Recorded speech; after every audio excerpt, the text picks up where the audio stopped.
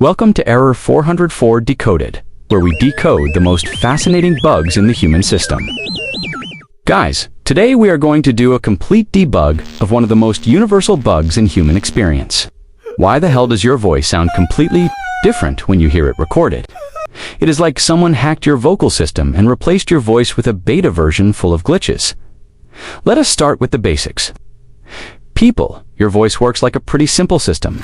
The lungs are like an air pump that sends pressurized air. This air passes through the vocal cords, which, interesting fact, are not cords, and they are not in your mouth. This is just a somewhat wrong name that's stuck in the language. When air passes through these structures, they shake at a specific speed, creating the sound waves that become your voice. It is basically a natural system for making sound. But here is where things get interesting. Your brain is running two audio processes at the same time, like two different programs.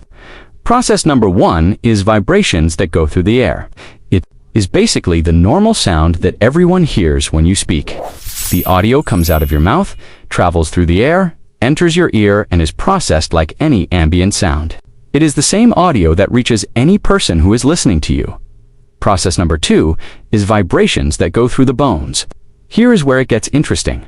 The sound you produce does not just travel through the air. It also goes directly through the bones of your skull, like a sound shortcut that reaches your inner ear. It is like you have internal headphones connected directly to your system. Your brain automatically joins these two sounds together, like an audio mixer.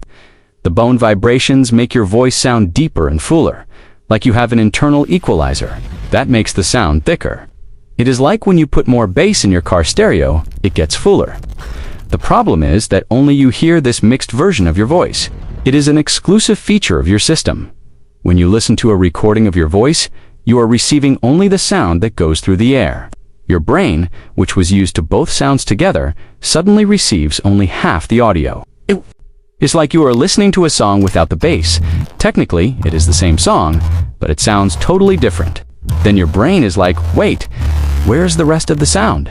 And here comes the psychological part of the thing, which is where the problem really happens. There is something called the exposure effect, which is basically like this. The more you get used to something, the more you like it. Your brain spent years, like your whole life, getting used to the version of your voice that has both sounds together. That's me. Wait, that's not what I sound like. It created an expectation of how your voice should sound. By the way, guys, if you are enjoying this explanation, leave a like on the video. This helps the channel grow a lot. And subscribe too, because we always bring content about the most interesting bugs in human experience. Share with that friend who also hates their own voice. Spoiler alert, it is everyone. Continuing here. When you listen to your recorded voice, it is like your brain compared to different audio files and said, oops, something is wrong here. It literally does not recognize the audio as being yours. It is like when you try to open a file with the wrong program and it gives an error. Your brain is expecting to receive the complete file of your voice, but receives only a part, and then it returns an error. This file does not match. What I know, but there is something interesting. This problem does not only affect ordinary people. Professional announcers, voice actors, and singers also go through this at the beginning. The difference is that they learned a way to solve this issue. They do what we can call forced acceptance training. The process is relatively simple, in theory, but requires a lot of discipline in execution. First, they drastically increase the frequency of exposure to their own recorded voice. It is like forcing an update in the auditory system through massive repetition. Oh, hi! I didn't see you there. This is my voice. I guess it sounds okay. They record themselves speaking constantly and listen to these recordings until the brain stops returning an error and starts accepting this version as legitimate. Second step of the patch, they learn to modulate the vocal output. This includes breath control, more paused speech rhythm, and posture adjustments that affect vocal resonance. It is like fine-tuning the parameters of your vocal hardware to optimize the output. Third component, which many people ignore, upgrading the capture equipment. Often the problem is not in your vocal system, but in the recording hardware you are using. A low-quality microphone can introduce artifacts, distortions, and loss of fidelity that make your voice sound worse than it really is. Hello, testing. 1, 2, 3.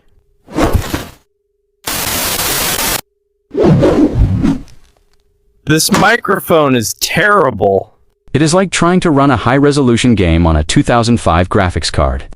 The result will not faithfully represent what it should. The technical issue of equipment is more important than most people imagine.